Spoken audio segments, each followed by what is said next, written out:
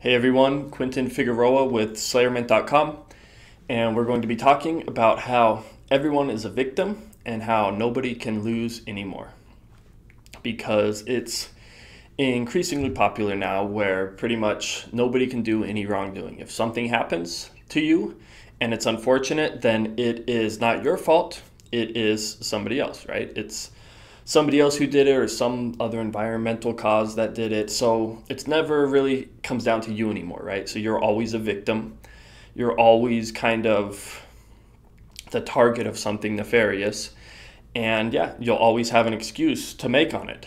And it's something that we kind of learned as third graders when we were kids, and we'd make excuses. But unfortunately now, as adults, we kind of do the same thing and we still make excuses and we still play the victim and go through that whole kind of thing. So let's kind of talk about that a little bit and go through some examples and see what we can learn.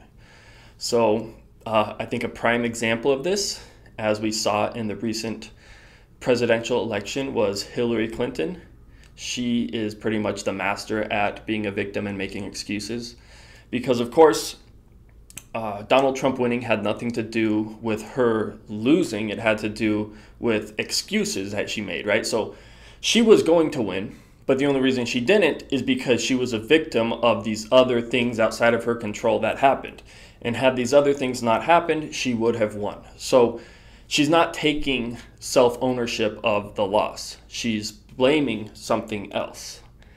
And that something else is, of course, the Russians. Because, of course, the Russians hacked the election and they're working with Donald Trump and all this other crap. So, of course, it couldn't be that Donald Trump outdid Hillary. It was that the Russians hacked the election and messed it up. And it's the Russians. And it's always the Russians. And if you have any more questions about it, ask the Russians and ask Donald Trump because he works with the Russians.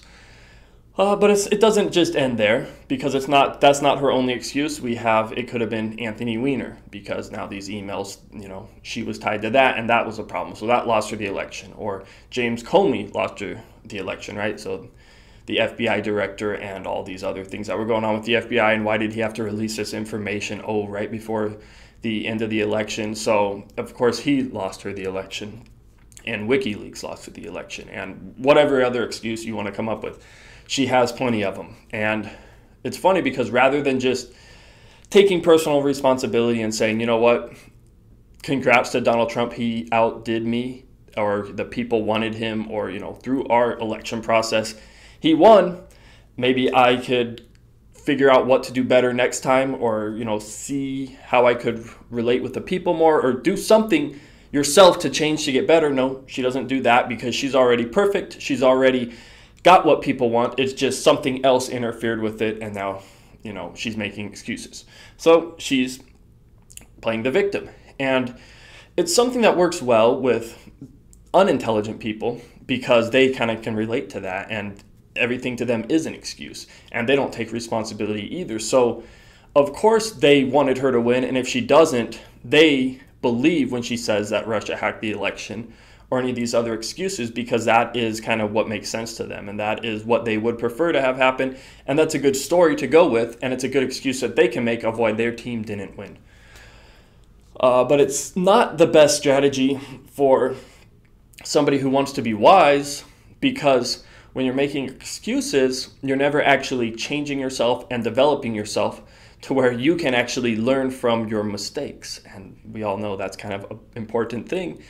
And Hillary Clinton's not stupid. She knows what she's doing, and she knows that by making these excuses, it's just going to make it to where the people on her side continue to support her and rather than see her as messing up or that kind of thing. So it's just kind of a sick scenario altogether. But Hillary Clinton, a prime victim, and Russians were the ones that messed it all up. So if you guys know any Russians, if you're Donald Trump fans and you've been talking to him and the Russians, please, stop that, because these Russians are terrible. The Russians are causing lots of problems.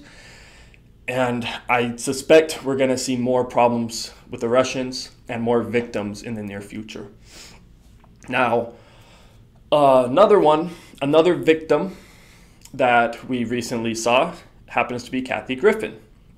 And this one just happened last week. And of course, she was a victim here. She did a photo shoot where she's holding a decapitated head of the president, Donald Trump. It's pretty freaking stupid thing to do. I don't think she's doing it to be funny. She's doing it because she hates Donald Trump, and she's trying to make a message, right? She's trying to virtue signal to all the other people like her, Hillary supporters, whatever, who hate Trump, and they think like, okay, this is cool.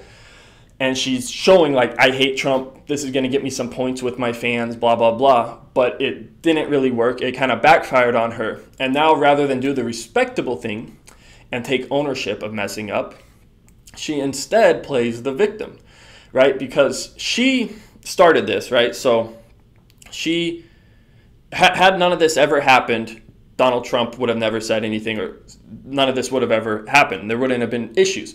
So she starts something, and then Donald Trump comes out here and attacks her, well, he doesn't even really attack her. I don't have the exact stuff he said, but it was, mild stuff, just like my son wasn't happy about seeing this. I have to explain to him what this is about, that kind of stuff.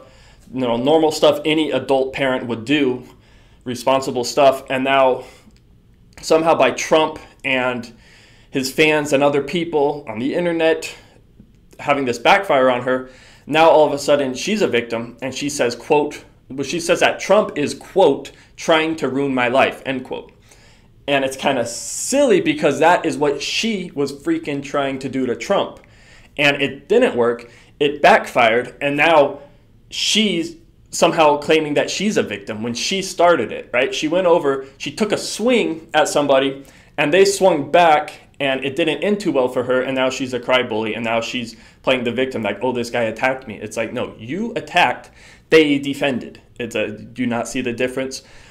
But of course she sees the difference because she's not a stupid idiot, but she's doing the best thing she can to save face at this point because she knows that did not work out well. She knows that she messed up, so she's doing what she can to garner support from sympathetic people who a lot of people hate Trump. So anybody who hates Trump that she can make them feel sympathetic towards her for, right? She's just latching on to feelers, people who want to feel good about her being on the right side and her not doing anything wrong, and like, oh, look at her, a victim. She's so helpless. All she did was this little photo shoot, and oh no, now her whole career is ruined and blah, blah, blah.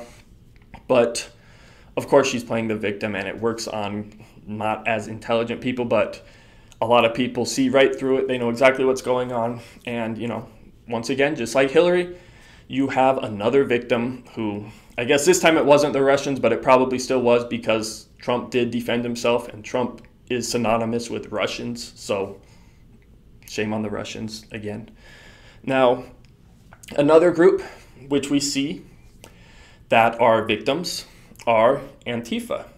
Now, Antifa is the communist group, or rather anti-fascist group, who goes around causing trouble different places, right? And a lot of the times the trouble they cause is violent, right? They go there and invoke violence, trying to get a response from the other parties, the other people, to use violence on them, and then they go, oh, look at you guys use violence, you're violent, blah, blah, blah, when they're the violent aggressors, obviously. Now, it's funny with them because they are anti-fascist, right? And so I guess all Nazis are fascists, so Nazi equals fascist, so they're anti-Nazi. And pretty much, so a Nazi is pretty much anyone that they don't like. So if you support Donald Trump and you disagree with them, you're a Nazi, and they will use violence to combat a Nazi because Nazis are bad, and everybody knows you have to meet badness with violence, and that's kind of what they do. And it's completely childish and absurd, but that's what they do. They label what they don't like a Nazi, and then they go and use violence, and if you defend yourselves and if you attack back, you now are they're a victim. You're the aggressor. It's no different than what happened with Kathy Griffin. It's just the same type of thing, this victim mentality, right? And it's interesting because all they're doing is projecting, because they're the ones acting like Nazis, right? And they're calling people Nazis. So they are calling others what they are themselves. And that's a common pattern with this type of mentality, this type of victim ideology, is people do this type of thing. they call you what they are. It's called projection, and that's what they're doing. They're the Nazis calling you Nazis and then using violence on you. It's sick. It's sick is what it is. But of course, they're the victims of the 1% and all the whole capitalist class that is just running everything, and they are screwed. They don't have anything because of the rich 1% and people like Donald Trump and Nazis. And now that Donald Trump's in office, we're the next Nazi Germany. So they have to do anything they can to stop it. And that includes violence. And that is pretty absurd. And they're not victims, and they're aggressors, and they're starting things and whatever. Okay, so some more victims, because there is no shortage of victims if you look around. Single mothers. So we have a lot of single mothers, and these days they're generally looked at as good, hardworking people that are able to, hunker down and raise a family and have a job and do all these things all by themselves. But if you really look at it, all it is, a single mother, is somebody that chose to be a single mother. Because most women don't want to be single. Most people don't want to be. But most women don't want to be single. They want to have a man, a husband, who can help provide for them, help them raise the children, and this type of thing. And when a single mother becomes single, it's not out of nowhere, right? So in order to have a child, you have to have sex. And having sex is a choice. It's not an accident. Yeah, there's exceptions like rape and whatever. I'm not talking about that. And most single moms aren't single moms because of rape. They're single moms because of choice. So we have these choices that kind of get us where we are. And single moms, being kind of the way they are, don't want to take responsibility for their choices. And they want to pawn it off onto the rest of society and kind of make them feel guilty for decisions that they made to become a single mom. Because, like I said, you don't become a single mom out of nowhere. And if a guy leaves you and you're a single mom, he leaves you for a reason, and you're the one who gets to choose who you're with in a relationship. So if your read on a guy is that this guy is going to leave me, then you wouldn't be with him. And more wise people are able to better kind of understand and read people and see whether or not they're marriage material, whether or not they're husband material. I mean, it's sad because married women, they know this, and they can choose good guys. They can choose decent guys who don't leave them and who contribute. But single moms somehow can't figure this out. And to place the blame not on the single moms is to take away from the good decisions that the married moms do, right? The married women are doing it right. Why can't the single women do it right? And it's obvious. They're not making as good of choices, and they're reaping the consequences, or rather the effects of those choices. And that is what's going on with them. So they're not victims. They're choosing something, and then they're saying that the effects of that choice they made that they no longer like now are somehow not a consequence of themselves. And that is quite dishonest in my view. And it's manipulative, and you're not a victim. You're making a choice, and you're getting the result of that choice, right? So yeah, they don't get a free pass. They're just as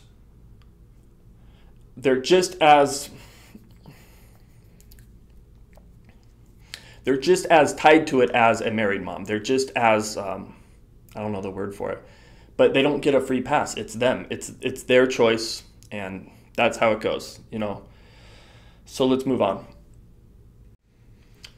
All right, the next victim is poor people, but more specifically, poor people in the first world. Now, if you're poor in the first world, somehow you're still a victim in this day and age because you have no real choice of your own, and you're born that way, and what else are you supposed to do? So you're a victim. But it's interesting because there are 3 things that you can do to get out of poverty and to become middle class and remain that way. It's not very hard. It's pretty simple, and here they are. The first thing, you can finish high school. That's not too challenging for most people. High school is, you do the work, you attend class, and you pass. It's pretty straightforward. So finish high school, get a job and keep a job, that isn't too challenging either. There are jobs out there. You can work at minimum wage type jobs. You can, I mean, it might be hard to find a job, but once you get a job, you keep it. It's not hard to keep a job once you have it, unless you don't show up or you don't care. So finish high school, get a job and keep it. And then number 3 is don't have children until you're ready. Because of course, children cost money. They take up a lot of time. It's a big expense. It's a lot of energy. So yeah, that's something that would make it hard to become middle class if you're just wasting all your time with children when you're not ready for that yet. So those are 3 things that you can do to get out of poverty, and anybody can do it, and it's not rocket science. It's not that difficult. Now, it's interesting because people will say that these poor people don't have access to good information. So that's why they're poor, right? They don't have good education. They don't know kind of how to get out of poverty. But I've talked about this in the past. And when I tell people that are poor what to do to get out of poverty, they disagree and ignore it and don't act on it. So it's like you're getting access to information that's going to better your situation, but you don't use it, right? So that is not you having no access to information. That's you choosing not to act on better information, right? Because telling a poor person that they have control over their life and that they might be born poor, but they don't have to end poor in their life. They can go from poor to middle class or rich. They can choose kind of where they go. And yeah, it might be harder. They might have a disadvantage compared to like a rich person or whatever, but they can do it. And in order to get there, you get there by changing your mindset and the way you think and the way you view yourself in the world. You don't get there by playing a victim and blaming everything else for where you're at. You accept where you're at. You know, it might suck and it might not be the best thing, but you realize this is where I'm at. And the only way to get out of where I'm at is by doing these certain actions, by doing these steps, by changing myself, by doing what I can to learn and just better yourself from where you currently are. I mean, it's obvious. That's what you need to do. And if people aren't doing that, even when they know that's what they should be doing, then they're choosing to be poor, right? And when they hear somebody like me giving them better information on how to not be poor, right? Finish high school, keep your job, don't have children until you're ready. If they choose to ignore that, that's their choice. It's not, if the results of you not taking that advice end poorly, well, then you should have listened to that advice, right? You should have taken better information and acted on it. So yeah, poor people choose to be poor. And if you don't want to be poor, you have to first change your mentality, change the way you view the world, change the way you see yourself relative to others, right? It's like a mental thing too. And you need to change and think differently. You need to use different words. You need to have different friends. You need to change your surroundings. And these are all choices that you can do to get out of poverty. And of course, people don't like that because it puts the ball in their court. And people don't want the ball in their court because then if they mess up, they're responsible. And people don't want to be responsible. So they want to be in somebody else's court. They want you to mess up so they can blame you and keep blaming you to avoid taking responsibility themselves. So that's poor people in the first world, because obviously other places, there's not much you can do if you're born poor because the way the governments are set up and whatnot is tricky. So that's kind of a different subject. But in the first world, like America, Western Europe, if you're poor and you remain poor, that's a choice for the most part. Of course, there's exceptions, but who cares about exceptions? Exceptions just prove the point. So most people can get out of poverty if they just kind of follow basic steps. But they choose not to. And I could go on and on with this. There are tons of examples, right? So communists and communism failing, that's not communists' fault. That's because it wasn't real communism and it never got set up in the Soviet Union and no nation has adopted communism correctly. So it's never a fault of communism or any of the parts of communism that don't work. It's not that. It's just that they were victims and they didn't quite get it right, and there's some excuses for that. Females making less money. It's definitely because they're victims and because they're female. It has nothing to do with them choosing jobs that pay less money or jobs that are less challenging. It has nothing to do with that. It has nothing to do with them choosing less likely to be an engineer or a mathematician or a physicist. It has nothing to do with that. No, it's because it's sexist and they're women. That's why, right? So they're victims. If somebody is black and they don't get into a school, it's not because they might not be smart enough or relevant to that school. It's because they're black, of course. It's their race, and the people who don't let them in are racist. So you could go on and on with examples of people being victims, and you see it everywhere. And I'm wondering if you're seeing a pattern here, because when I look at this stuff, I see a clear pattern. It's like there is a victimization type push agenda that is happening kind of in Western world, is where more and more we're seeing people that are victims. And why is that? Is there more victimization going on? And it's like this group not happy and this person, it's because of this, and there's an excuse here for that. It's like everything you're seeing. So it's like a push against excellence, right? So it's like if you're good and you're excellent at something, we're going to come attack you because we're victims, and you being good isn't because you chose to be that, it's because you're lucky, and we're unlucky, so here we come. And you see it a lot, and I did a video about this. It's called The Price for Being Better, because that's what we're seeing, is when you're better, you get attacked now, right? And the loser never really gets attacked. It's always the one who does better. And why does a person do better? It's by choices and by, different priorities and this type of thing. But nobody ever really wants to talk about that, because that is hard, and it would totally destroy them using their victimization, excuse, guilt on you to get stuff they want, right? It's obvious. Kids do it because it works, right? So kids turn into adults, and for whatever reason, people still let it work on them, and it's kind of stupid. But that's what happens. Because, of course, winners are never victims. Winners don't make excuses, which is why they win, right? A winner, if something goes wrong, will say, okay, what went wrong? What can I change to not have it go wrong next time? I mean, it's common sense. They take responsibility when something goes wrong. They change, they become better, and it doesn't happen as much or anymore. They improve, right? But when a loser doesn't win or something goes wrong, they blame and they don't change themselves. So they just get stuck stagnating as a loser, not changing, and they're okay with that.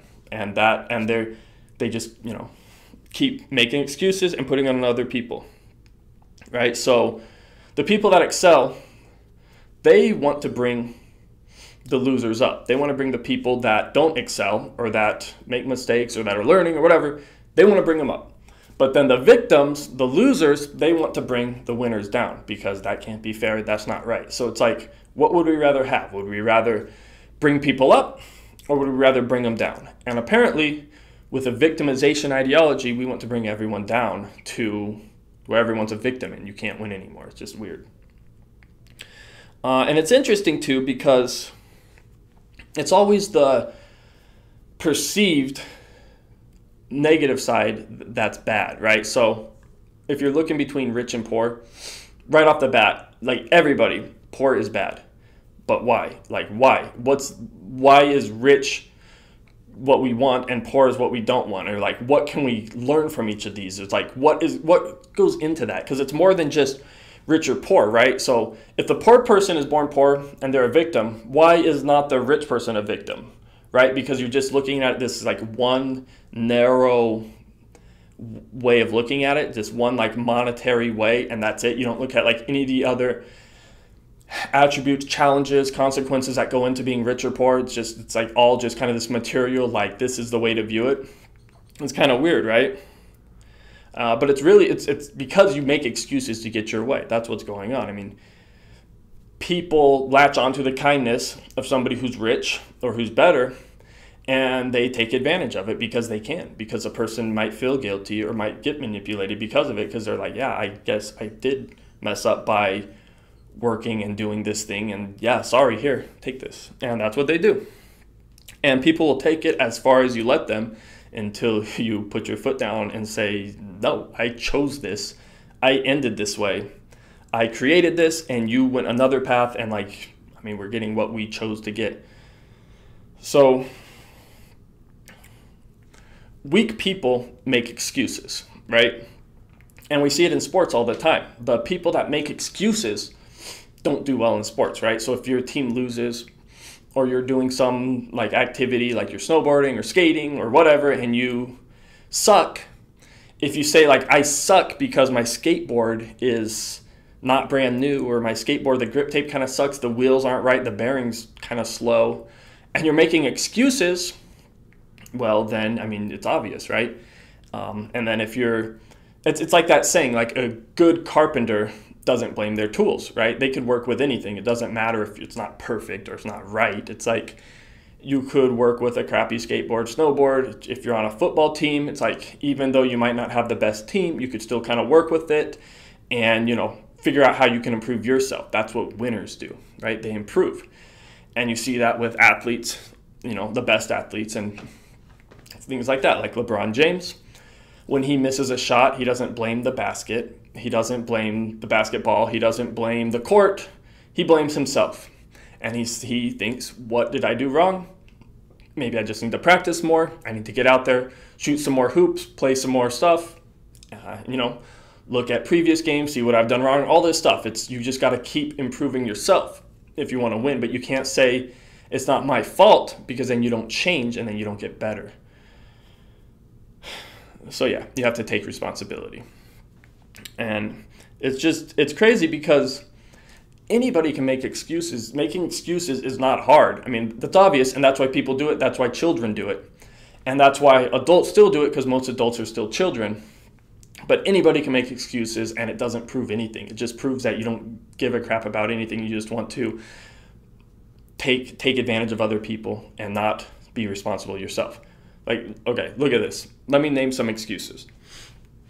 So I'm trying to find somebody to be in a relationship with, and I can't find somebody. It's not because of me. It's because all the people out there suck, or none of them view the world the way I do, or I just happen to be born in this crappy time era where everybody just happens to be crap right now, and at another time it would have been okay, but just right now it's not right, and just the people are kind of stupid, and it's like, you can make an excuse about not being able to find a relationship really easily. It's not hard to do, and that's what a lot of people do, right? You can't find a job.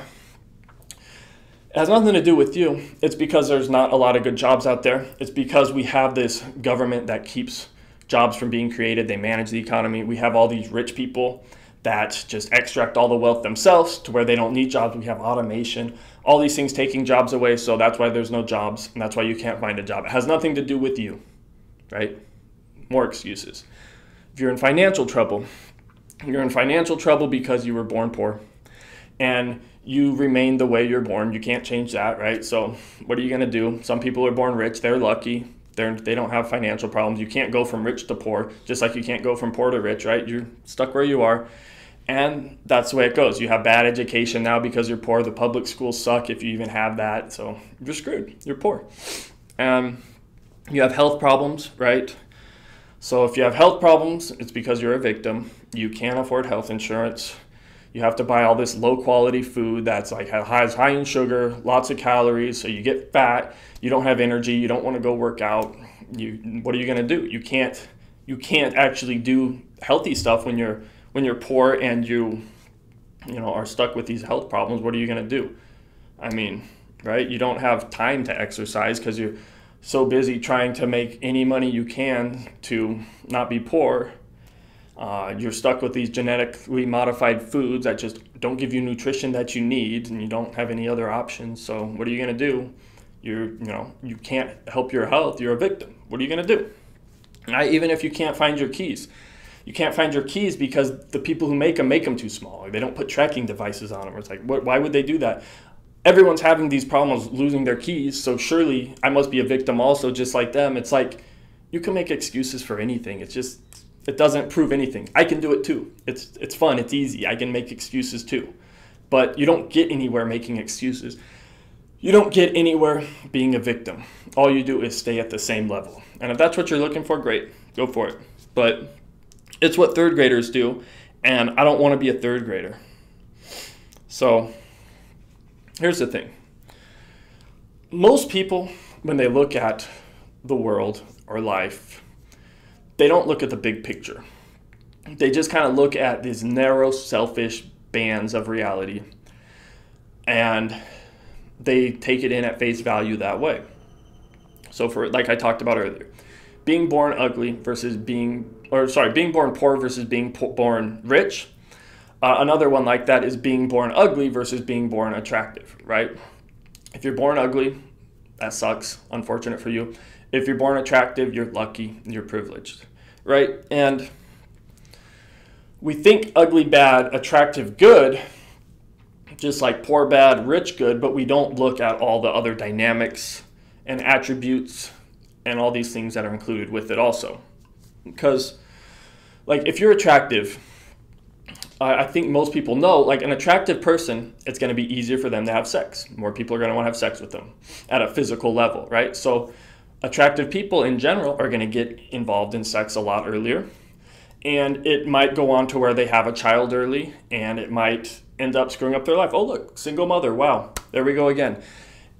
That same type of scenario, right? Where you might end up putting your life in a worse spot because you're born what people think as privileged or lucky, even though it's something that is making your life worse, or that you're not really growing from it or learning things the way you would if you were born in what is perceived as negative, right? Because I think most people know attractive women are not as smart as ugly women in general. I mean, of course, in general, there are some smart, attractive women, but the more attractive you get, the more likely you're not going to be smart, for men and women. And the more ugly you are, the more like you're going to work on your character, and you're going to be smarter. You're going to have to develop things and not just get around with your appearance, right? So we know this. So, like, in a way, in a big picture level, if you look at it just from, like, kind of the immediate instant gratification piece,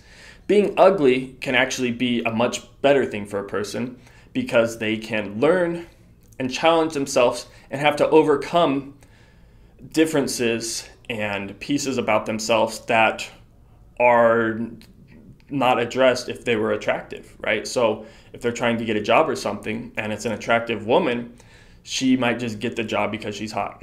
But now the unattractive woman, she's going to actually have to create value and provide value for that position.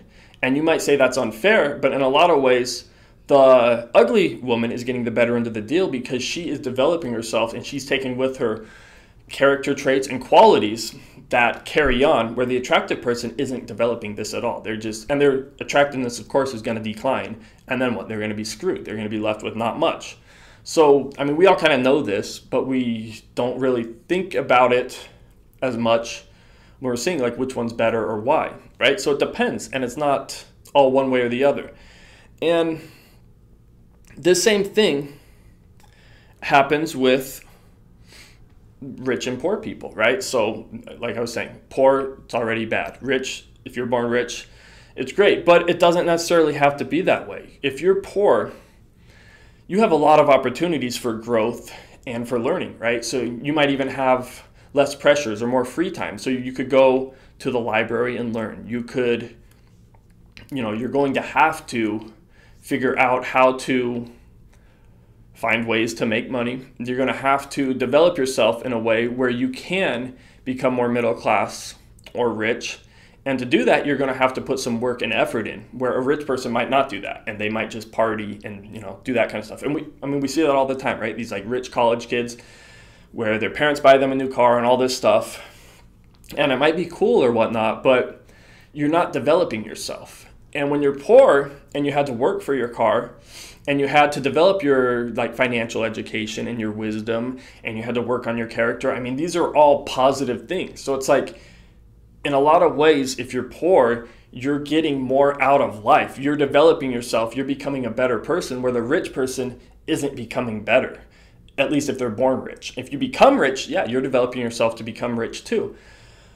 So we have all this stuff with which people don't really talk about or think about as much. And it's like, it's not so surface level as just poor is bad and rich is good.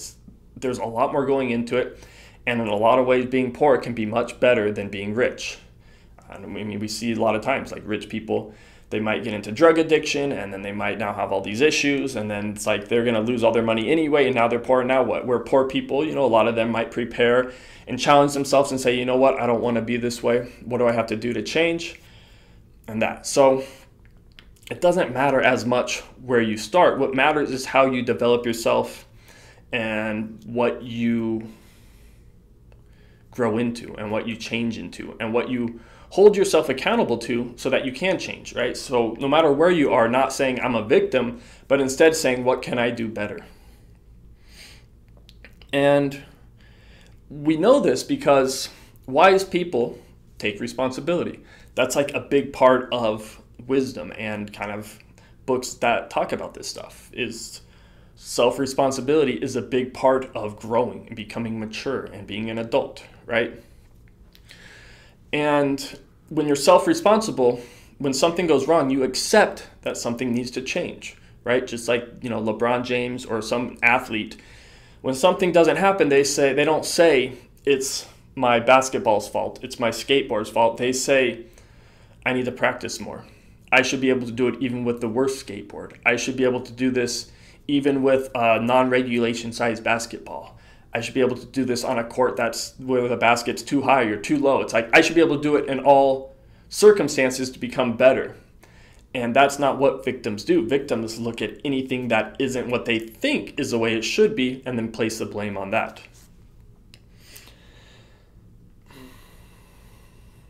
And so what it is most people, so this gets like into more of kind of like an ego thing. Most people, they don't want to be better. They want to be right because they want to satisfy their ego needs rather than like a higher level or like a long-term need. They want to be right now and have instant gratification and have that pride and look right and good for saying something or doing something rather than kind of having to develop the humility to know that something wasn't right or that you messed up and that right now it might be uncomfortable, but in the future you're going to be better off and it's going to be more comfortable, right? So most people want to be right, but they don't want to be better. Or they don't want to challenge themselves or they don't want to develop and grow. But being right all the time, you're just staying at the same level, right? It's like you're not getting anywhere. But if you're wrong and you see where you're wrong, then you can grow to get to that next right stage. So it's like an ego thing where people just want to satisfy their ego and look good to other people, but they don't actually care about their character. They don't care about these kind of unseen qualities of themselves. And it can get even more extreme to the point where even if you're a victim, a lot of the time, so even if you're legitimately a victim, like you're playing a basketball game, and somebody comes in or like somebody makes the rim smaller, so it's harder for you to shoot baskets on your side, right? So they're not going to go in as well. Even that could be a place where you don't need to play the victim, and instead you could just use it to even challenge yourself to become even better, right? We've seen these kind of things, like some of the best athletes where even when like there's like a cheat or a challenge, they'll still overcome that and they'll still better themselves, or they'll be better than that, and they still won't even let that affect them. To where it's like, it's not about external things or the environment. It's just always about challenging yourself and overcoming adversity and growing and this type of stuff. And it ties in with counselors and people who kind of work with victims. So say like we take kind of a hardcore legitimate victim case, like sexual abuse with a young child. So this is legitimately, the child is a victim in the case of sexual abuse, right? It's a very serious thing. And the child didn't choose it. It was no choosing of their own, yet it's some scenario that they're in, unlike most victims where they chose to be that, right? The child didn't choose to be this. So in this case, it's not the fault of the child. They're a victim. But what do the counselors teach the child? Do the quality and good counselors, do they tell the child, you need to get even with this person? You need to blame them. You need to put it on them. You need to continue. You need to hold on to this your whole life. and just let it eat at you. It's like, that's not smart counseling. That's not wise. That's not what the good teachers will teach you. Even when you're a legitimate victim, they're not going to say to point it out or to hold on to it or this kind of thing. What they're going to say is you need to forgive them. You need to let go of it. You need to let it no longer have power over you, and you need to move on, right? That's what forgiveness is. But even deeper than that, forgiveness, and this gets, I guess, I don't know, maybe more spiritual, but forgiveness is realizing that there's nothing to forgive in the first place, right? So what happened in the first place isn't something that you even need to forgive. It's like they were acting, based the best of their ability, what they were doing, and, it's like they were working within their own context. But there's nothing for you to forgive. You just need to see it as data, something that happened, and yeah, it sucked and it scarred you, and it's a very serious, problematic thing. But the way to get rid of it is to forgive them, to understand what happened, and to move on from it, to start focusing on what you do want rather than just hang on to what you don't want or what you're not happy about. You need to move on. You need to forgive and live your life, right? That's what good counselors are going to teach victims of actual legitimate victim abuse. And yeah, that's something that is important to understand, because even when you're a victim, you need to just move on and you need to just grow up. And it's like the world has crap going on all the time. There's always stuff that doesn't go your way. So what? That's life. Just move on. Just keep pushing, right? Stop blaming everything and start working on yourself. Because at the end of the day, there's a lot of crap that can happen to you. There's people that you might not agree with, environments, circumstances, whatever. The only true thing you have control over at the end of the day is yourself, right? We have control over ourselves and our own decision making, but we can't control other people. We can't control other circumstances or events. We don't have control over anything except ourselves. So rather than doing the less intelligent thing of trying to change and affect everything we don't have control over, we should instead focus what we do have control over, and that's ourselves. That's the only thing we actually can control and change, is ourselves, right? We can't change a spouse. We can't change a friend. We can't change our country. We can do things, to influence and to help and to have our say and whatnot. Yeah, of course. But at the end of the day, we don't control it. It's going to do what it's going to do. And I'm not saying to just avoid other things, but I'm saying the only thing we have full control over is ourselves. So we should realize that and work on ourselves, and turn within and develop ourselves rather than trying to hope that everything outside of us goes the way we want, right? Because it's not about controlling the situation, right? It's not about saying, I want to control the way this outcome is or this person is. It's about our response to the situation, right? So we don't want to control the situation. We want to respond accordingly no matter what the situation is, because there's always an accurate or a correct way to respond, or a way to respond that's going to be most beneficial to us and that's going to help us grow. So it's not about controlling, and it's not about kind of having to see things a certain way. It's about the way we respond to situations. It's about the thing that we do have control over. Even if something bad happens and you were a victim, which most people aren't, but if you were, it's how you respond to that matters. It's not what happened itself. And that's something I don't think a lot of people realize, but it's something wise people talk about, and it's important. So when you stop pretending to be a victim and instead you just start working on yourself and accepting kind of things for the way they are, that's when you'll start to live life and have less problems and pain and judgments and these kind of issues, right? It's when you kind of let go and just say, this is something I don't have control over. I'm going to focus on what I can control. I'm going to focus on my own sphere of influence, right? And that's what wise teachers talk about. I mean, go read any self-help book, spiritual book, business book. They're all going to say the same thing. Work on yourself, challenge yourself, grow, change, these types of things. So yeah, that's what they teach. Or you could just play the victim, live the easy life, right? Remain a third grader and just point the finger at everyone else instead of yourself, and remain at that level the rest of your life. Because that's what that does, is you're going to leave this world at the same level you enter it if you always pawn off problems onto somebody else. You're going to live life at the level you choose. So I wanted to get that out to you. Thank you for listening. And if you enjoyed the video, please subscribe, like it, share the video, and I will see you again real soon. Bye.